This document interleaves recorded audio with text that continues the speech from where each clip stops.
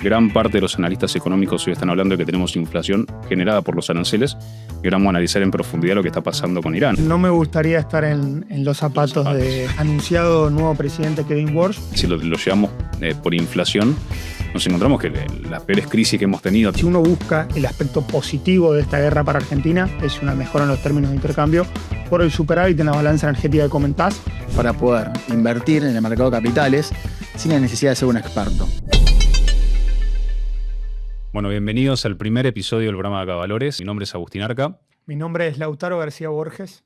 Y bueno, vamos a estar tocando un montón de temas. Este es un programa para entender, analizar y tratar de predecir lo que sucede en el mercado, interpretarlo y bueno, bajar a tierra todos los conceptos y bueno, obviamente la diaria que tenemos en economía minuto a minuto y poder tomar una decisión con esto, ¿no? Sí, este espacio pensado para, como bien dijiste, analizar temas, interpretar, tomar mejores decisiones financieras y acercar el mercado de capitales a nuestros oyentes. Bueno, vamos a pasar por la economía internacional, la local y todos los tópicos, todos los programas vamos a tener un tópico especial donde vamos a hablar de una temática puntual. En puntual es el desafío del segundo tiempo del gobierno de Javier Milei. Hablar, obviamente, de qué desafío tiene con el equipo económico, ¿no? Exactamente. Y además, al final, como un bonus, vamos a explicar qué son los fondos comunes de inversión con un invitado especial y cómo poder invertir en ellos a través de Acá Valores. Impecable. Bueno, arranquemos. Vamos con la primera temática, que es la internacional y qué está pasando en el mundo. Comenzando con lo que es lo más importante, capaz, o lo que estamos viendo en el momento, es puntualmente lo que es, sabemos, la guerra con Irán es uno de los principales focos. Sin embargo, vamos a dividirlo en dos ejes. Primero y principal, veníamos de algo que tal vez quedó un poco olvidado y quedó perdido en lo que es el ámbito actual, que es la guerra comercial. Recordemos que en el primer mandato de Donald Trump había pasado por una guerra comercial fuertísima y que cuando luego asumió Biden lo perdimos. Volvimos. Tuvimos muchísima conflictividad, a Latinoamérica muy afectada, Europa muy afectada, China principalmente, que fue el foco de lo que fue la guerra comercial. Y después de eso, bueno, la Corte Suprema tiene un revés en lo que son los aranceles y después vuelta a imponer. Y el otro eje que tenemos ahora es la guerra con Irán, donde, bueno, al margen de que tenemos una guerra vigente, recordemos lo que pasó con Venezuela también. Tuvimos un episodio muy fuerte en el cual prácticamente quedó olvidado y bueno, Venezuela hoy con una capacidad productiva prácticamente olvidada, muy difícil que estén los mercados internacionales actuando y perfilándose como un exportador neto de petróleo. Sin embargo, bueno, el foco está puesto en Irán, pero bueno, recordemos que Estados Unidos disrumpió un poco lo que es el eje mundial.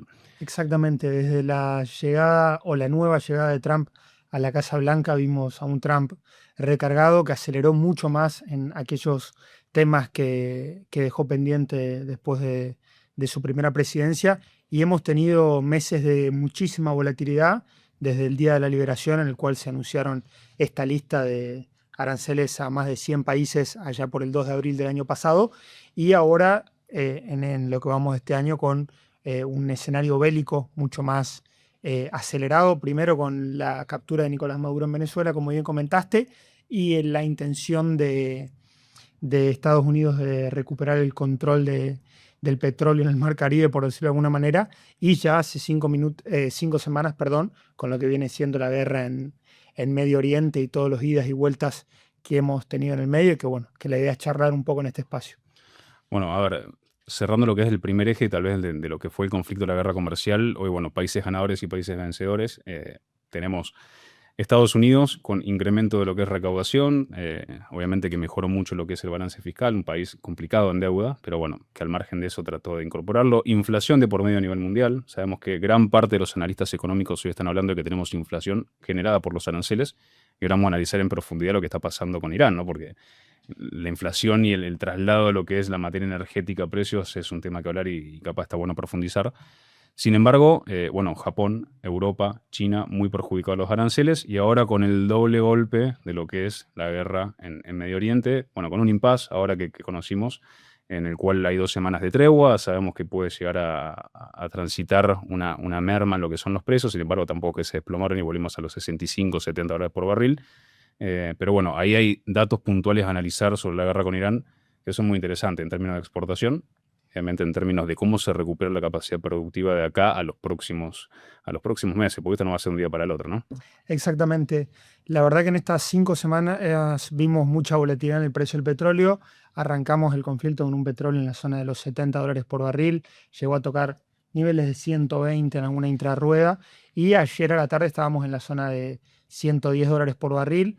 Mencionar la reciente tregua que se anunció, el alto al fuego durante 2 semanas, en las cuales se abre el famoso estrecho de Hormuz, y ahora el barril está en torno a los $95. Pero vamos a poner un poco de contexto de qué viene sucediendo. Estuvimos el último mes prácticamente sin tránsito de cargos petroleros a través de una zona muy particular del mundo que se llama Estrecho de Hormuz, que conecta el Golfo Pérsico con las aguas abiertas y por donde se comercializa aproximadamente el 20% del petróleo que se consume a nivel global. Lógicamente, el cierre de este estrecho por cuestiones bélicas y porque Irán tomó el control provocó un shock brutal en los precios de energía, como comentamos, y eso a la vez generó muchas expectativas inflacionarias. ¿No? Y que no tenés alternativa hoy de exportación. Es decir, hoy cuando querés buscar algún lugar donde pueda salir, no hay. Exactamente. El mundo trató de dar alguna respuesta, se liberaron reservas estratégicas, en el medio de Estados Unidos levantó temporalmente la prohibición de importar petróleo ruso embarcado, también hubo algún petróleo o algún porcentaje de petróleo de Arabia Saudita que logró desviarse por otro canal, pero nunca el mercado llegó a compensar la falta de ese 20% del que siempre hemos hablado, ¿no? Bueno, ahí tenemos el porqué de los precios, el barril de petróleo saltando a lo que es el spot, lo que le decimos el precio disponible que vos querés ir a comprar en cualquier lado, encontrabas en $140 y que estaba con un cuello de botella enorme. Y los precios de los futuros que llegaron a cotizar 120, 120 y pico de Sí, dólares. actualmente después del anuncio de la tregua estamos en $95 por barril. Bien. Es una suba todavía muy destacable respecto a los $70 por barril que teníamos previo al conflicto. Pero algo que me parece muy interesante de conversar es, bueno, cuál va a ser el impacto inflacionario a nivel global de todo esto. Y déjame darte un dato. Previo al inicio del conflicto, los inversores esperaban en Estados Unidos una inflación de 2,9% para los 12 meses siguientes. Hasta ayer, antes de que se anuncie la tregua, esa inflación esperada estaba en torno a 3,6%. ¿Y qué provoca esto? Provoca que se ajusten las perspectivas respecto a la tasa de interés, porque si la inflación permanece alta, lógicamente la Reserva Federal de los Estados Unidos no tiene margen para bajar las tasas. Previo al conflicto, los inversores esperaban 2 recortes de tasas para el año calendario, y actualmente ya no se esperan recortes, pero va a estar atado a la evolución de la guerra, Bueno, por así decirlo. ahora desafío, recordemos esto y es un dato no menor, con esta política de Estados Unidos en lo que es materia de tasa de interés, recordemos para todo lo que nos están viendo, es la tasa de interés de Estados Unidos es referente, es la que marca la tendencia a nivel mundial, se arbitra con lo que es la tasa del Banco Central Europeo y van jugando para cada zona como controlan la inflación o como controlan el crecimiento. Pero tenemos un nuevo presidente de por medio ahora en la Reserva Federal y tenemos otra mirada. No me gustaría estar en los zapatos del anunciado nuevo presidente Kevin Walsh, que va a tener una tarea muy difícil porque hace ya varios meses que la economía norteamericana no viene generando puestos de trabajo o viene generando puestos de trabajo menor a lo que su capacidad lo permite. La tasa de desempleo que ha oscilado permanece en niveles altos, en torno al 4,4, 4,5%, sin ser una crisis de empleo, pero dando alguna señal de enfriamiento. Y la inflación, como decimos, el último dato de gasto en consumo personal subyacente en la zona del 2,8, 2,9% contra el 2% objetivo. Y a eso hay que sumarle el impacto del shock en la materia de precio de energía. Déjame aportarte algo. La gasolina pesa aproximadamente un 4% del índice de precio al consumidor en Estados Unidos, lo que quiere decir que una suba del 33% en el galón de gasolina, como es lo que vimos en estas últimas 5 semanas, te agrega casi un punto porcentual a la inflación en un año, así que es un montón. Esto dentro de Estados Unidos. Dentro de Estados Unidos. Vamos a ver qué precio nos termina quedando de petróleo y de gasolina después de que termine este conflicto. Hoy es una incertidumbre total. Sí, bueno, y dentro de ese dato que capaz es para la economía norteamericana, está bueno tener el dato a nivel internacional. Esto por JP Morgan, que publicaron un artículo en el cual mencionan que 10% de incremento en el precio del petróleo te genera un incremento de 0,4% en la inflación. Es decir, que ya hablamos de más inflación para el mundo y eso en Argentina, bueno, lo vamos a bajar un poquito a tierra, pero termina pegando en lo que es la materia inflacionaria importada desde Argentina porque te termina pegando más allá de que seas productor.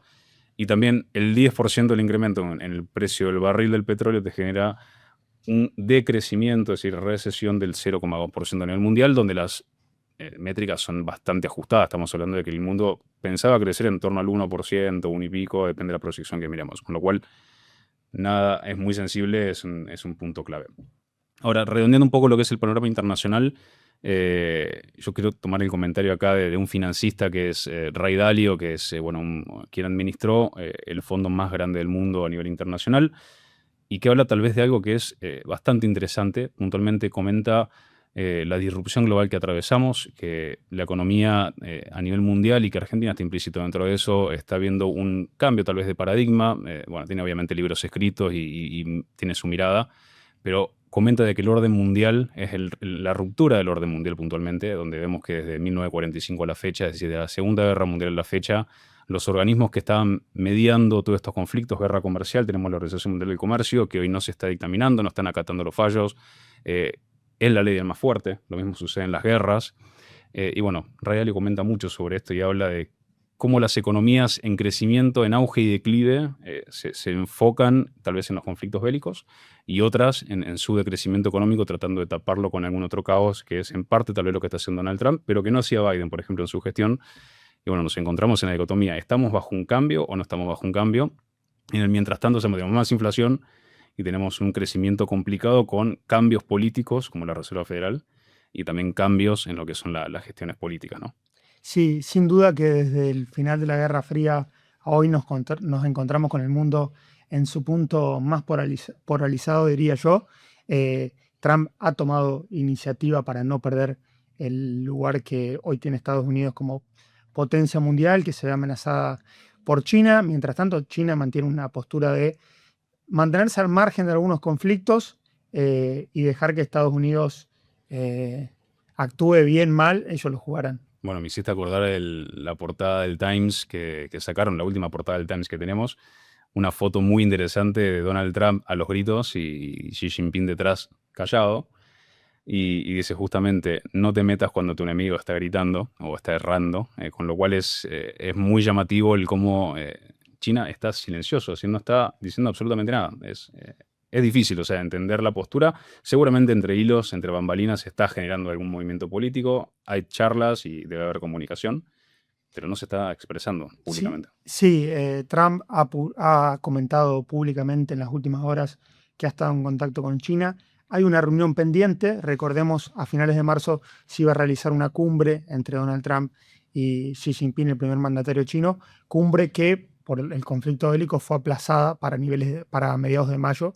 Así que, y que tenían que tratar aranceles ahí encima. Exactamente, en plena guerra comercial. Podríamos llegar a tener alguna novedad para la soja, a estar atentos, pero lo que resulta llamativo es que sin duda que esta guerra tiene efectos geopolíticos para Estados Unidos, porque si le sale bien va a garantizar más estabilidad en la región en el futuro, pero en el corto plazo puede tener implicancias internas, porque si esto finalmente termina desembocando en más inflación, los consumidores norteamericanos no van a estar muy contentos y este año tenemos elecciones en Estados Unidos donde Trump tiene que renovar las dos cámaras. Bueno, ahí el dato es de algunos analistas políticos es que está muy difícil que renueve las dos cámaras. La tiene muy difícil Donald Trump internamente, que hasta algunos critican mucho el accionar contra Venezuela, contra Irán, contra el mundo, cuando dice, che, encárguense de la política interna antes que de la externa como país.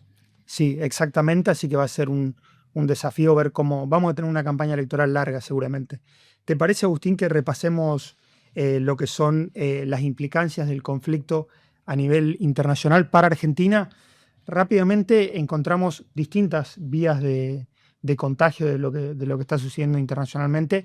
Lógicamente, en el neto, el conflicto no es una buena noticia para Argentina, porque cuando se desató el conflicto, el riesgo país subió y las acciones argentinas cayeron, y hoy que estamos con una especie de tregua, el riesgo país bajó y las acciones subieron, pero hay algunos mecanismos interesantes para repasar. Primero, en el plano financiero, si el día de mañana se convalida este nivel de tasas más altas, va a ser una dificultad para Argentina volver a los mercados internacionales porque te sube la tasa de interés en Estados Unidos o técnicamente se mantiene más alta por más tiempo. Y además se amplían los spreads, es decir, la diferencia de retorno que los inversores están dispuestos a pagar para recibir riesgo. Y en ese sentido, para Argentina, que tiene que buscar financiamiento, es una mala noticia. El otro tema complicado es cuánto de esa inflación global vamos a importar nosotros. Lógicamente, el combustible representa una parte importante del índice de precios al consumidor, un 4% aproximadamente, y va a haber que analizar el impacto de la suba del petróleo sobre el surtidor en Argentina. Bueno, y acá mucha dicotomía también que nos agarra bien parados en este caso porque somos exportadores de combustibles. Finalmente, después de mucho tiempo, Argentina logró tener volumen para exportar gracias a Vaca Muerta, obviamente. YPF ahora tratando de promediar los precios para que no sea tan alto el impacto, ¿no? Sí, se anunció una especie de congelamiento por 45 días. Hoy habló el presidente Horacio Marín haciendo referencia a que si los precios bajan no va a haber una promediación para arriba del precio en el surtidor, pero ya hubo un aumento del 10% en el promedio nacional.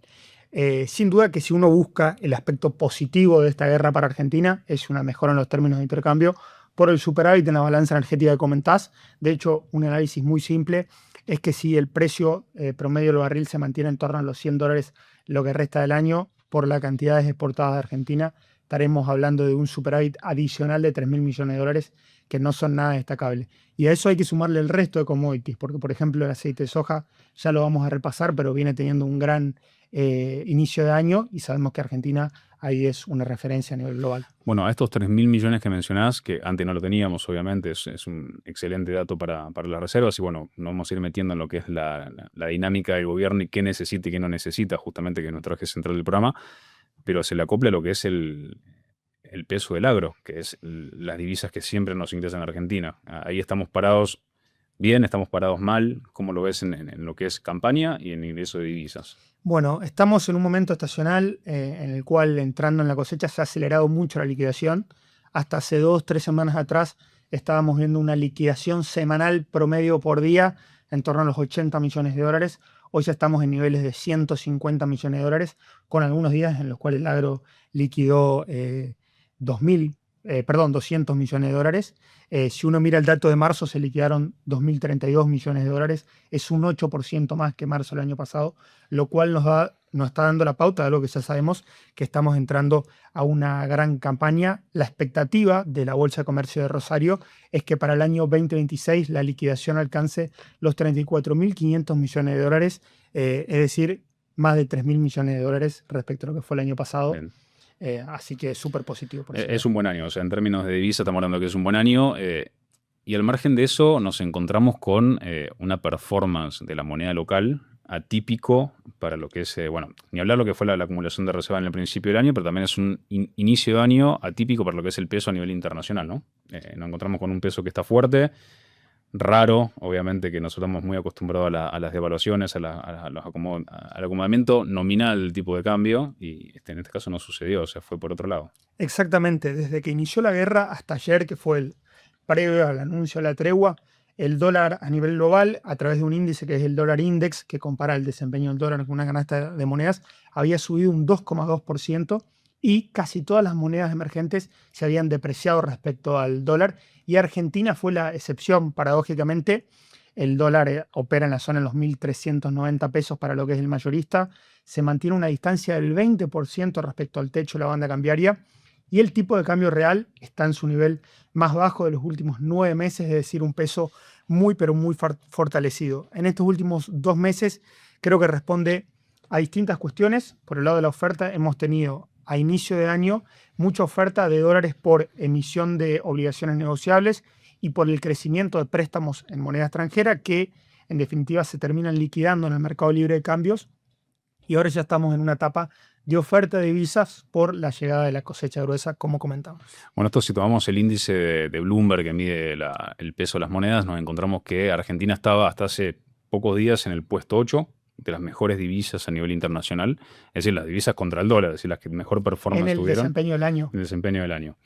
Y si miramos ahora, en las últimas semanas, pasamos al puesto 11, nos gana Brasil en la región, con lo cual, la verdad que gracias a todo este ingreso de divisa que hemos tenido típico, hemos tenido una fortaleza del peso que si lo miramos, lo deflactamos, como se dice en economía, es decir, lo llevamos por inflación, nos encontramos que las peores crisis que hemos tenido, tanto hablando del gobierno de Macri, gobierno de Alberto Fernández o gobierno de Cristina Fernández de Kirchner, nos encontramos que estaría arriba de un valor de 2.000 pesos. Es decir, hoy el tipo de cambio, en ese sentido, en tipo de cambio real, está apreciado. Bueno, ahí está la discusión también, el desafío del gobierno en parte de encontrarle un hueco y saber por qué sí o por qué no de ese valor del tipo de cambio actualmente. Exactamente.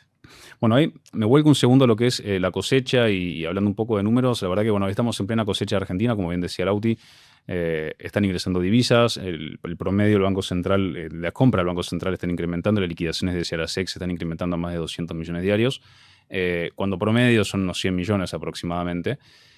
Y nos encontramos que la cosecha hoy está en maíz principalmente. La soja le falta, no arrancó, o está arrancando en estos días seguramente en los primeros lotes más al norte.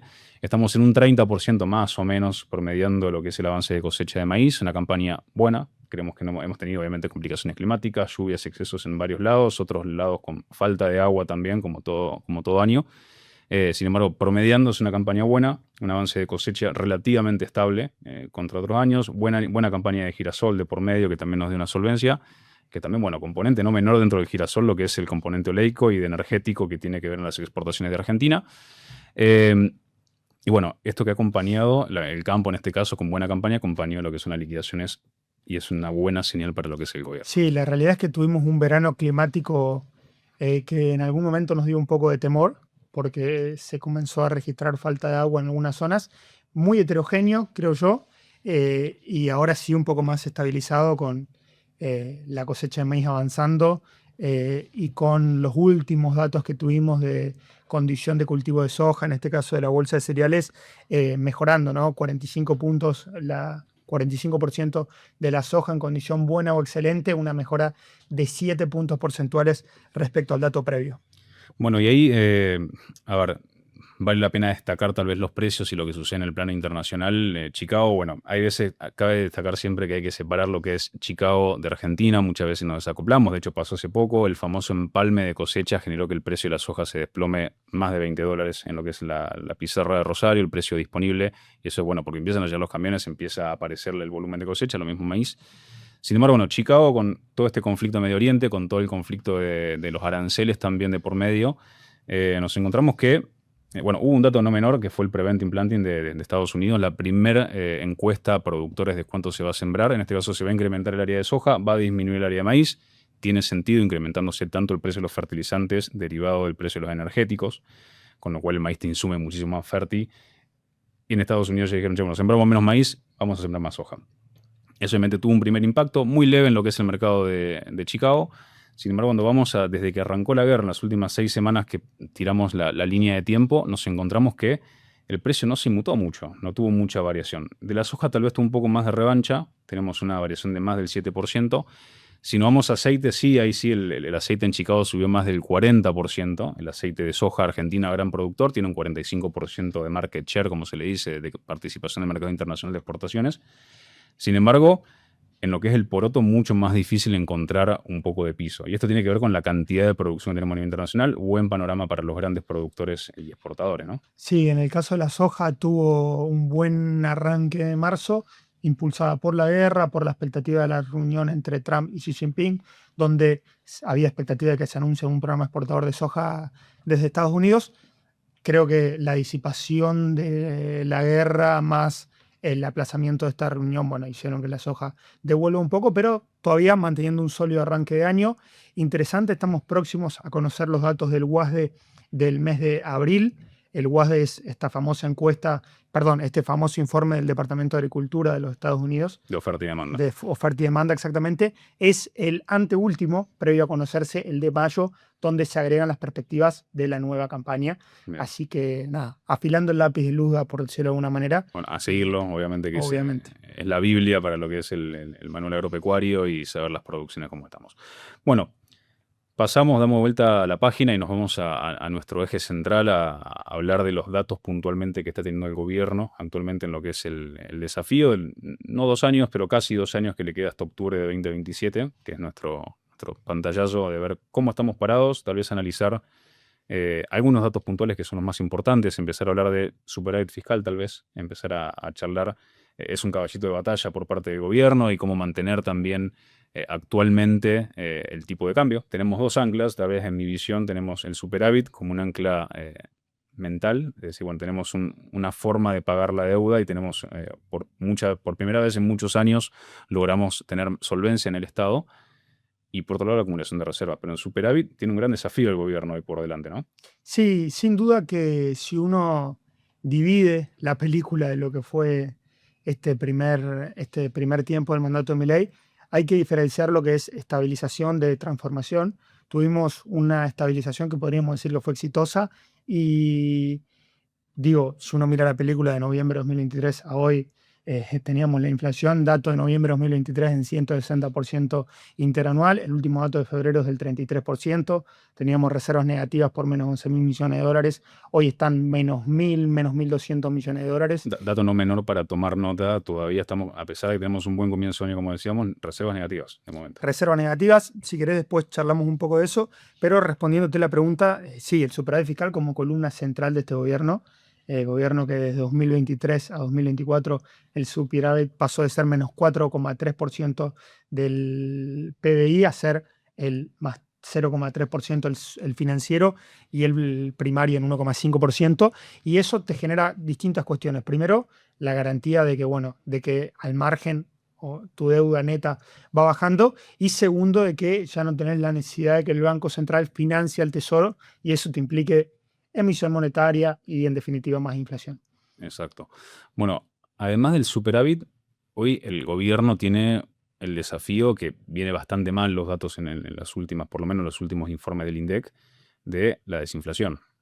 Estamos en un camino que el gobierno promete la desinflación de aquí al futuro y bueno, obviamente es uno de los desafíos y pilares también de acá a las elecciones de octubre. Sí, hubo un éxito inicial muy marcado, como lo comenté, inflación interanual de abril-mayo de 2024 en torno al 290%, ahora estamos en la zona del 33%, como digo, pero ya desde mayo que venimos con malos datos, porque desde el 1,5% que tuvimos en dicho mes el año pasado, se aceleró durante 9 meses consecutivos, y el último dato habla de un 2,9% para febrero. Estamos próximos a conocer el dato de INDEC, que podría incluso venir en torno al 3% o arriba, según lo que son las consultoras económicas, y sin duda que, bueno, le podemos atribuir a distintos factores la suba de la inflación.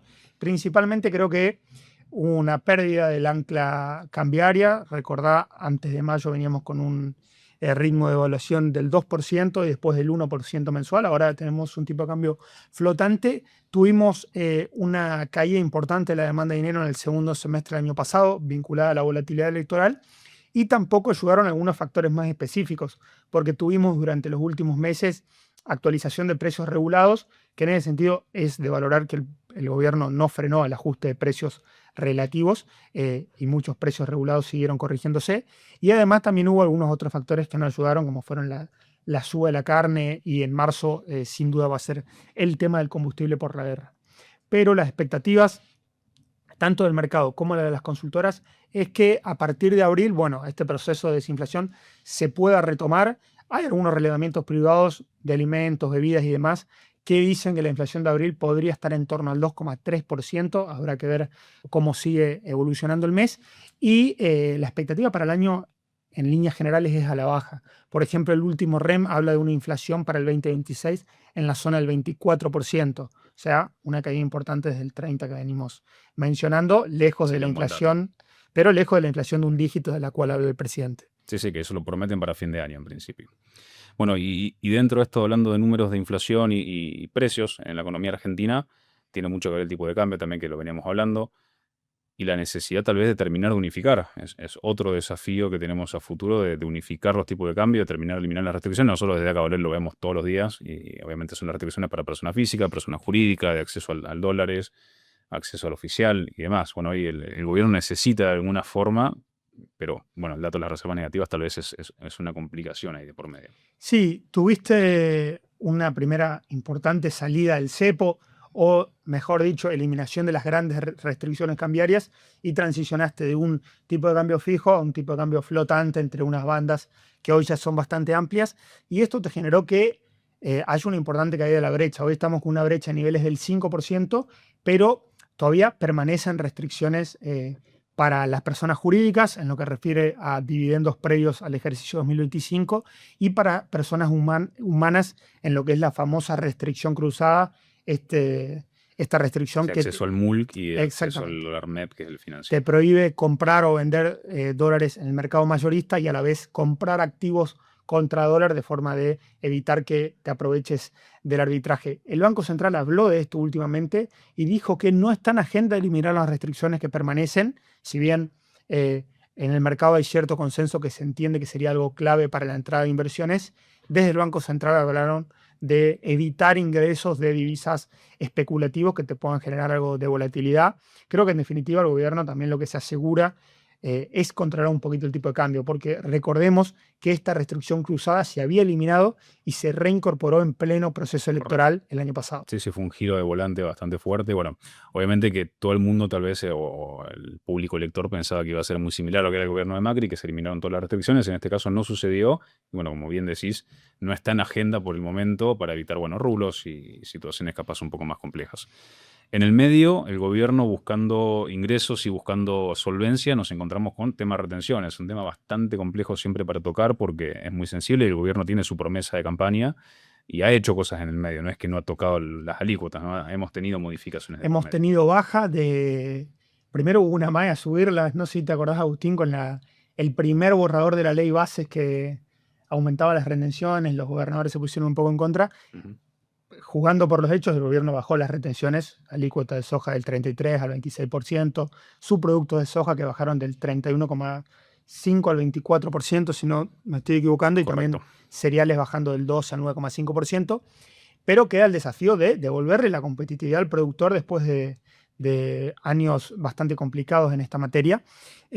Y en la última baja de retenciones, tanto el presidente como el ministro de Economía, Luis Caputo, hicieron referencia al objetivo de, en el largo plazo, eliminar las restricciones. Ahora, hay que preguntarse si eso es factible desde el lado fiscal.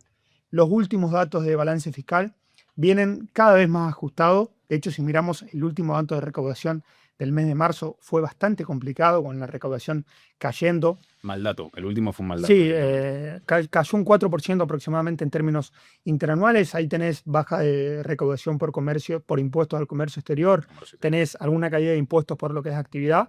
Así que eso no te da un margen para bajar las retenciones inmediatamente, pero si el orden macroeconómico se consolida y si el superávit se mantiene, ¿quién te dice que el día de mañana el gobierno cumpla su promesa de campaña, por decirlo de alguna manera, ¿no? Bueno, resumiendo, obviamente que ayuda, sin embargo, bueno, hoy por una necesidad de caja y una necesidad que es un poco más fuerte que la promesa electoral, el gobierno hoy no le queda otra que mantenerlo. Las cuentas no dan, obviamente eso siempre se baraja. Después tal vez por alguna cuestión política tal vez termina pasando, como sucedió cuando se redujeron a 0 por unos días, recordemos el año pasado. Sí, por una cuestión política o por alguna cuestión de necesidad de dólares. Necesidad de divisas y sirvió, o sea, literal el gobierno le sirvió y fueron, bueno, esos as de la galera que saca el gobierno. Resumiendo, al margen de estos datos, desinflación, superávit fiscal y, bueno, restricciones cambiarias, tenemos una agenda legislativa por delante, tenemos un montón de normas a tratar en lo que es el Congreso y las Cámara Alta y Cámara Baja dentro de Argentina. Sí, desde lo que fueron las elecciones del año pasado y desde que tenemos esta nueva composición de la Cámara, tanto de diputados como de senadores, donde la Libertad Avanza ganó mucho peso, vimos a un oficialismo más recargado. Entre final del año pasado y ahora a principios de este año se sancionó primero la ley de inocencia fiscal, que pone la presunción de inocencia para los contribuyentes y para que la declaración de los bienes tributables sea tomada como válida, salvo que se demuestre lo contrario. Tuvimos una actualización de los umbrales para lo que es calificación de evasión simple o de evasión avanzada o agravada.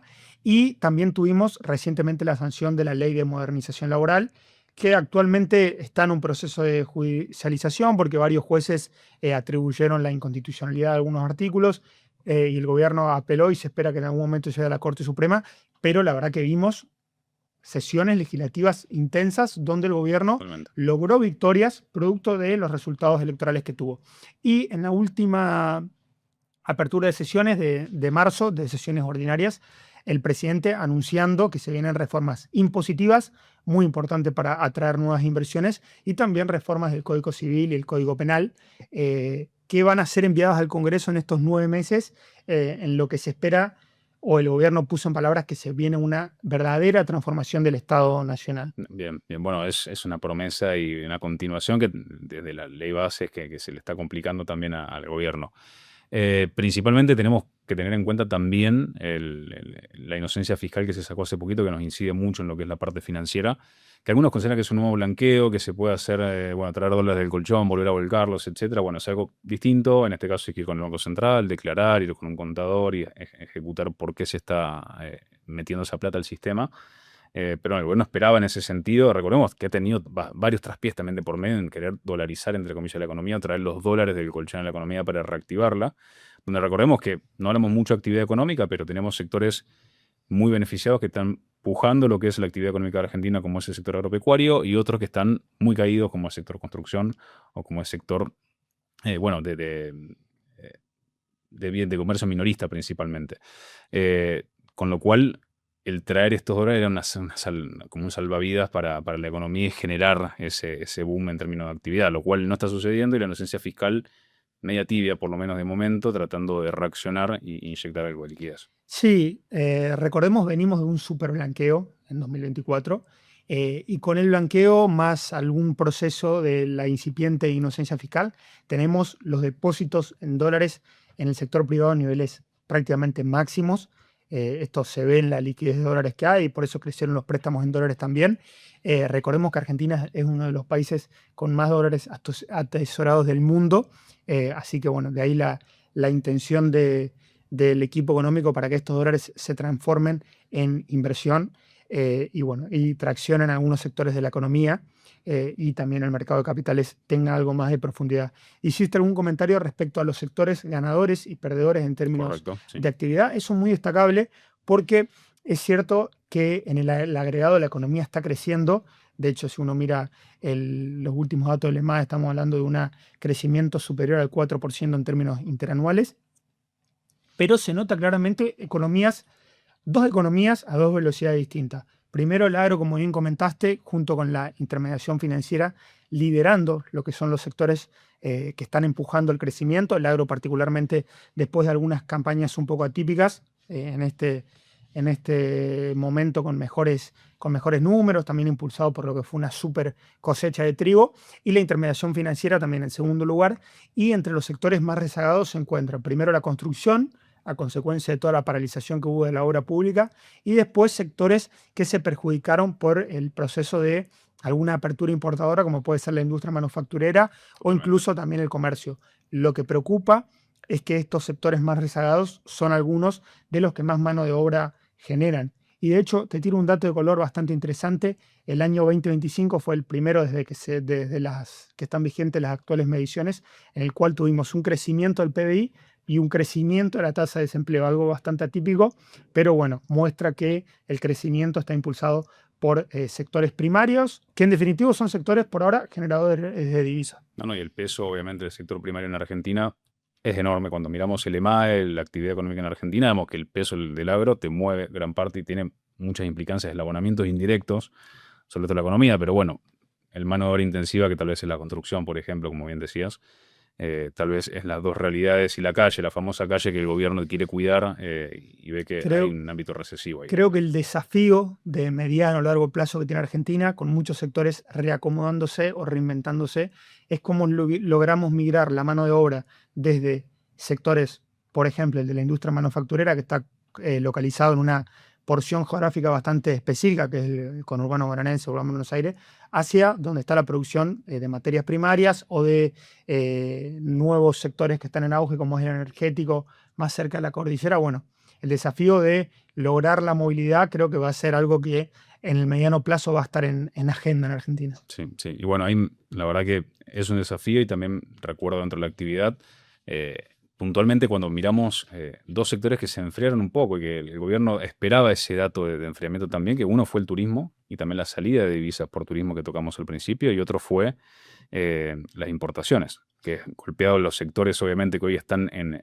en recesión, obviamente es por la cantidad de importaciones que tuvimos, pero eso está aflojando y de hecho la salida por importaciones es bastante menor de la que tuvimos en el pasado. Sí, me parece muy interesante, pero si uno desmenuza los datos de salida por importaciones, uno ve que las categorías que más cayeron fueron la importación de bienes intermedios, la importación de bienes de capital y la importación de repuestos de bienes de capital o de bienes intermedios. Se Es decir, recompuso la materia productiva, por así decirlo. claro, es decir, está cayendo las importaciones para producir de algunos sectores industriales. Ujú. Es decir, que la caída de las importaciones se da porque se está importando más. Es bastante paradójico, pero Correcto, en volúmenes. bueno, es para... Sí, bueno, para la otra, el turismo, obviamente que era una gran salida de divisas, ahí afloja, lógicamente que la gente hizo su viaje, quería moverse y obviamente que pasado ese momento no vuelve a viajar y tiene su tiempo. Con lo cual, bueno, resumiendo un poco lo que son los desafíos de Argentina, nos encontramos con varios frentes abiertos y el gobierno y el equipo económico, no solamente el equipo, sino el equipo total, necesita afrontar desde el proceso legislativo hasta lo que es el proceso de desinflación, de superávit fiscal, materia de promesas de campaña como retenciones y solvencia fiscal, que creo que es el fin de todos. Cuando hablamos entre los economistas decimos, che, bueno, cuando tenés reservas y tenés superávit, más o menos vas a caminar y vas a estar bien, más allá de los líos que tengas de por medio. Hoy necesitas reservas, como bien hablamos, en términos Sí, no lo hemos negativos. mencionado, pero la realidad es que el Banco Central mantiene y extiende su racha compradora de divisas. En diciembre del año pasado anunció que durante el 2026 iba a llevar a cabo un programa de acumulación de reservas que tiene el objetivo conservador de acumular 10.000 millones de dólares durante el año. Y las metas del fondo también de por medio. Exactamente, con el objetivo de cumplir eso, entre otras cosas. Bueno, durante este año la verdad que lo viene cumpliendo, salvo el primer día hábil del año, el resto compró dólares todos los días y ya acumula compras por más de 4.500 millones de dólares. Que bueno, que si bien tenemos reservas netas, porque hubo pago de vencimientos a privados y a organismos internacionales que no se pudo renovar, la foto hubiera sido peor sin la acumulación de reservas que tuvimos. Destacable que esta acumulación de reservas se dio sin una suba abrupta del peso, al contrario, yo creo que tener un banco central más capitalizado te ayudó a apreciar tu moneda.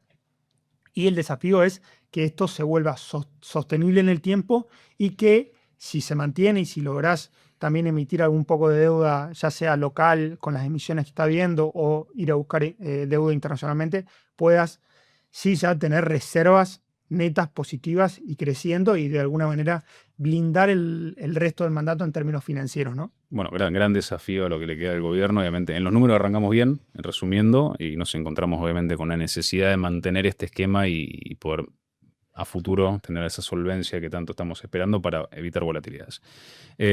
Agenda de la semana que viene, la verdad que tenemos un montón de cosas, tenemos que, de las próximas semanas en realidad, conocer datos de inflación, conocer el informe de oferta y demanda por parte de Estados Unidos, bueno, ni hablar de actividad como conocemos todos los meses y demás. Sin embargo, bueno, en términos globales nos encontramos, bueno, en un stop en lo que es la guerra, en un impasse bueno, en parte. Sí, en principio se habló de que puede haber una mediación próxima, el 10 de abril, con Pakistán como mediador. Así que creo que tenemos una fecha clave. Mayo, a mirar la reunión, si finalmente se realiza o no, entre Trump y Xi Jinping. Y en el corto plazo a nivel local, esperando los datos de inflación de marzo y los datos de actividad que también van a ser importantes. Sí, dato muy esperado el dato de inflación.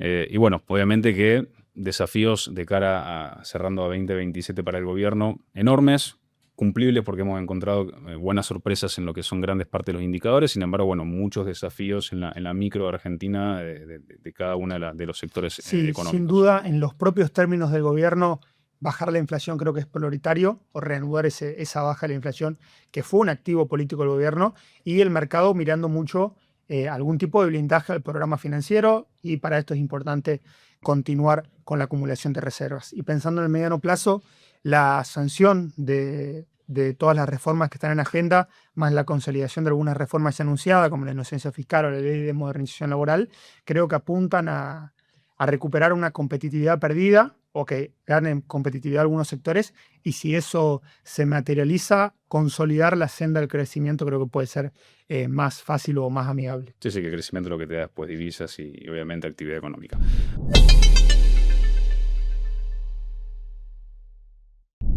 Bueno, momento de presentar a nuestro invitado en el primer episodio de nuestro programa. Nos acompaña Matías Cartier, gerente general de Acavalores. Un gusto, Mati, ¿cómo estás? ¿Qué tal, chicos? ¿Cómo están? Gracias por invitarme. Estoy muy bien. Un placer tenerte acá.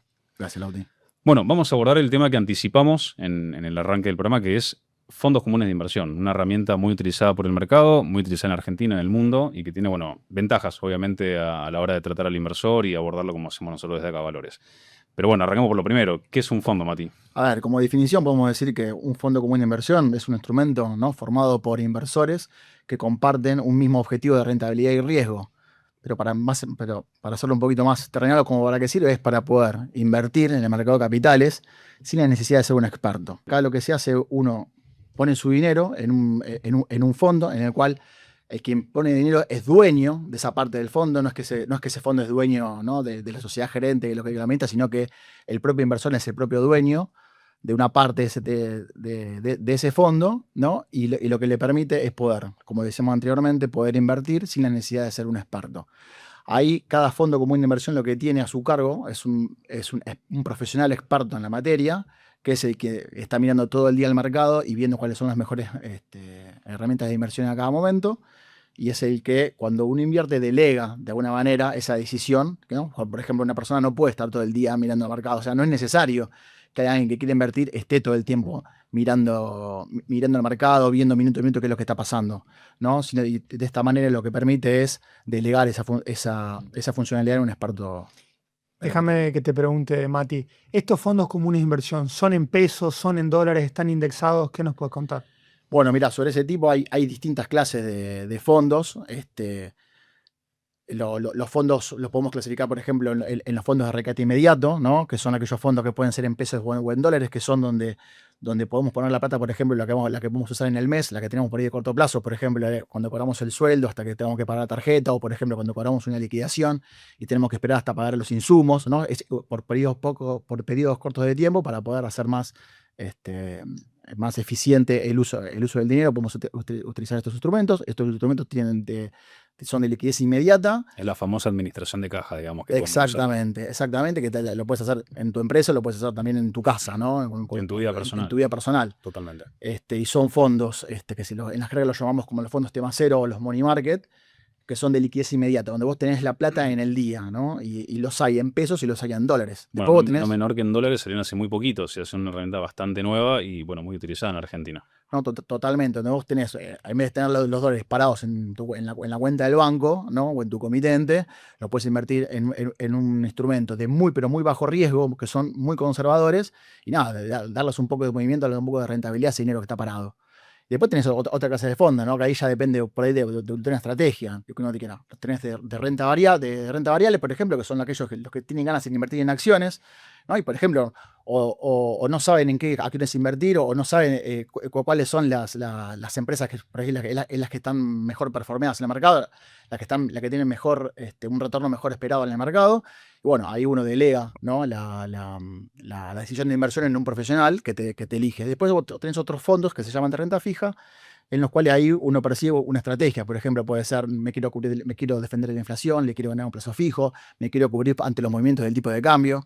Y ahí hay una vasta posibilidad en fondos, en donde uno puede elegir entre más conservadores, más moderados o más agresivos, en función también de la necesidad que tenga el inversor, ¿no? Principalmente tenemos también la ventaja de poder invertir en cualquier tipo de instrumento, como son, por ejemplo, los fondos de soja en Argentina. Son fondos de commodities o fondos de futuros, inclusive, que son herramientas muy elevadas a veces para el productor, o son herramientas muy difíciles de seguir, de predecir. Son fondos que replican la evolución de, en este caso, un activo subyacente. Claro.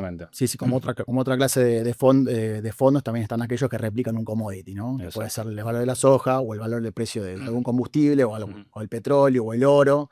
Nosotros acá en Argentina tenemos varias opciones de fondos que persiguen, por ejemplo, el valor de la soja de Rosario. Correcto. Bien. Y déjame que te pregunte, Mati, que tengo un amigo que tiene ganas de invertir.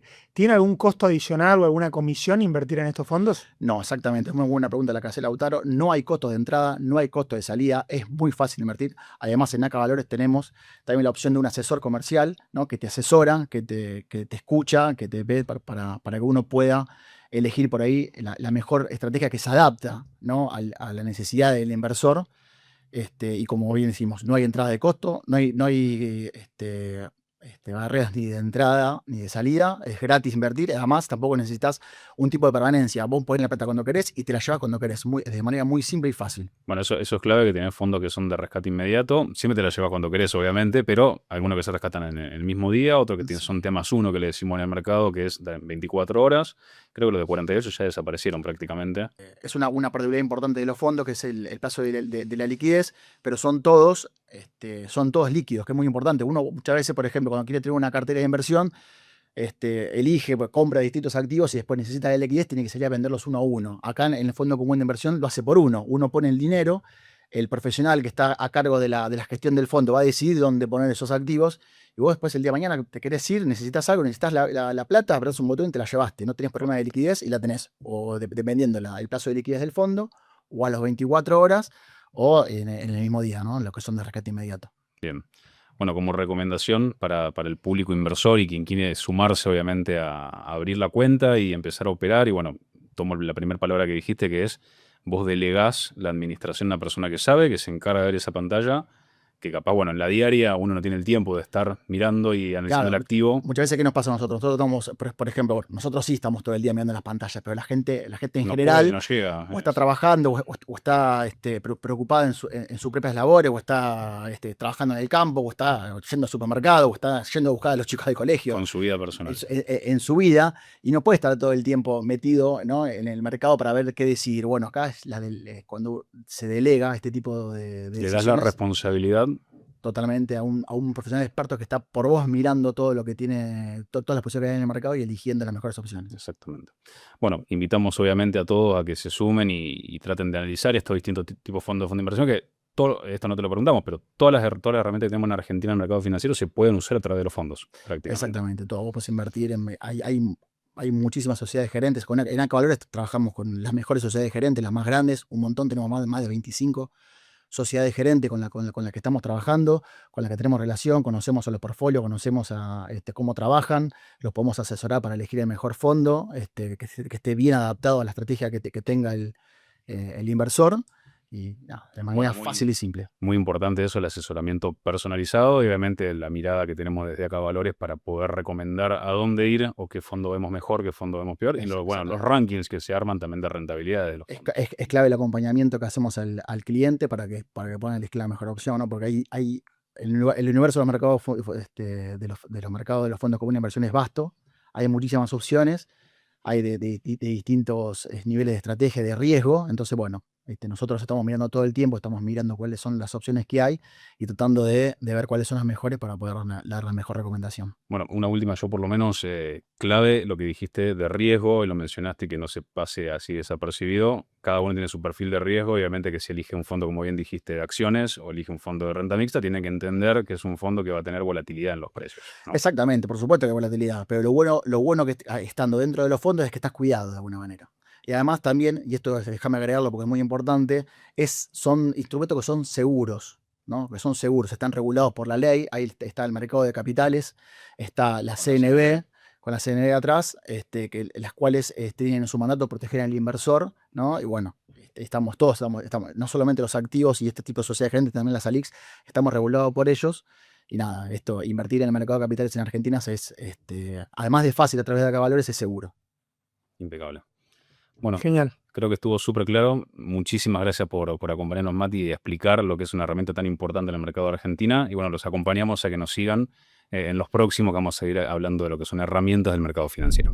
Bueno, se nos terminó el tiempo. La verdad que pasamos por muchísimos temas. Los invitamos, bueno, obviamente a que nos sigan en todas las redes, nos acompañen a través de ACA Valores, a través de ACA, y nos sigan, obviamente, nos pongan un like y bueno, tenemos nuestros medios de difusión también para que nos acompañen con la información diaria, mensual y de informes.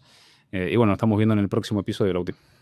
Muchas gracias, Agustín, y muchas gracias a todos por escucharnos. Bueno, que tengan excelente jornada. Muchas gracias.